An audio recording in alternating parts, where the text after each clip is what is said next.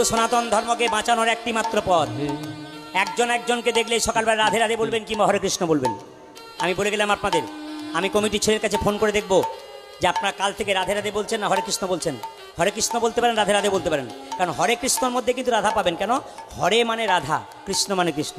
হরে কৃষ্ণ মানে রাধা কৃষ্ণ নাম হয়ে গেল। আর রাধে রাধে বললেও হয়ে যায়। কেন? কৃষ্ণ বলেছেন আমি যে রাধার দাস, ইহাতে সন্দেহ হাজার, কোটি কোটি যুগ ভজে আমার, সকল ভজনা বিফলে দেয়।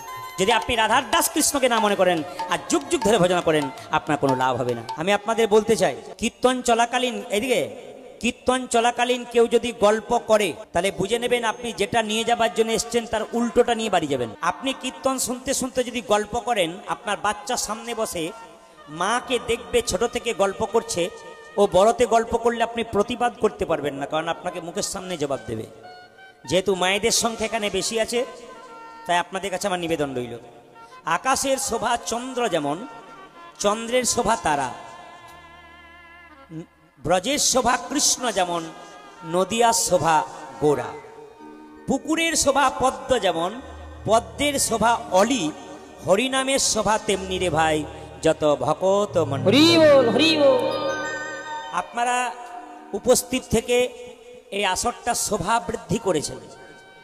আসর শোভা বৃদ্ধি হয় তখন ভক্ত যখন পদ্ম ফুলের মতো হরিবাসরে আবির্ভূত হন। তার চাইতে আরও ভালো, আপনাদের এখানে যখন আমি এলাম, যেটা না বললেই নয়, এখানকার ক্লাবের ছেলেরা খুব শিক্ষিত। শিক্ষার যে একটা গুণ, শিক্ষার যে একটা মার্জনীয় ব্যবহার, মার্জিত ব্যবহার, শিক্ষার যে নমনীয়তা, শিক্ষার যে ভদ্রতা, শিক্ষার যে সুন্দর সাবলীল ভাষা, তার পরিচয় ওনারা দিয়েছেন। তার জন্য হরিশপুর মাটিতে এসে প্রত্যেকটি ক্লাবের সদস্যকে আমি ধন্যবাদ দিলাম। ওনাদের জন্য সকলে মিলে একটা হাততালি হয়ে যায়।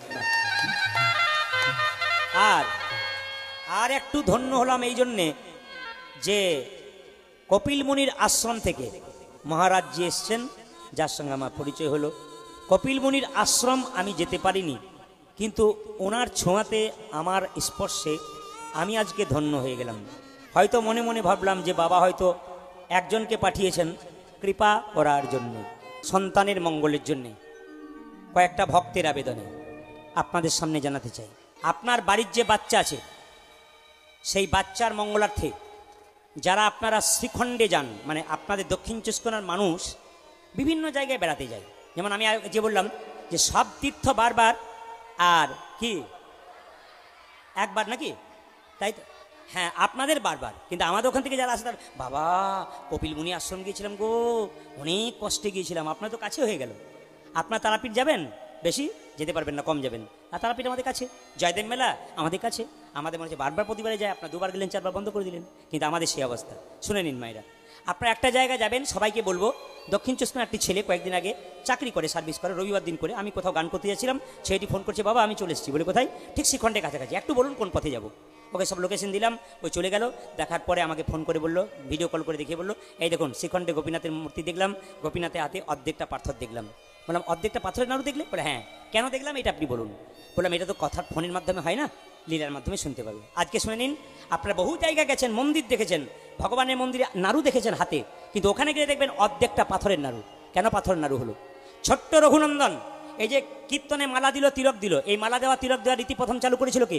সবাই শুনে নিন, কীর্তনে হরিনামে মালা দেওয়ার তিলক রীতি এবং মালা দেওয়ার রীতি প্রথম চালু করেছিল ভক্ত রঘুনন্দন। খুব মাথায় রাখবেন কথাগুলো। এই ভক্ত রঘুনন্দন 5 বছর বয়সে গোপীনাথকে নাড়ু খাইয়েছিল।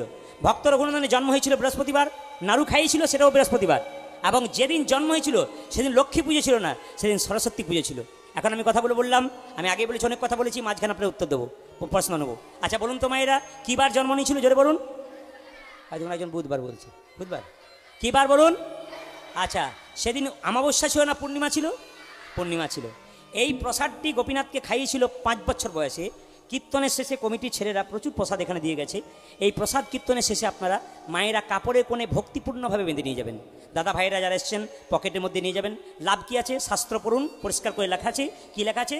রঘুনন্দনের প্রসাদ যদি কোনো মা ভক্তি ভরে নিয়ে যায় এবং প্রতি বৃহস্পতিবার তার বাচ্চাকে দুপুরবেলায় 10টার সময় স্নান করিয়ে একটা তুলসী পত্র একটুখানি বাতাসা দিয়ে কপালে জয় গোপীনাথ বলে ঠেকিয়ে যদি 3 বার মুখে দেয়, তাহলে কিন্তু 1 বছরের মধ্যে তার বাচ্চা কৃষ্ণ ভক্ত হবে, শান্ত হবে, চঞ্চলতা দূর হবে। মায়েরা সবাই লক্ষ্য করুন, এই প্রসাদ নেওয়ার পর বহু ভক্ত বহু মায়েরা বলেছেন কাজ হয়ে গেছে। বিশ্বাসের উপরে ভক্তির উপরে করবেন, আপনাদের নিশ্চয়ই কাজ হবে।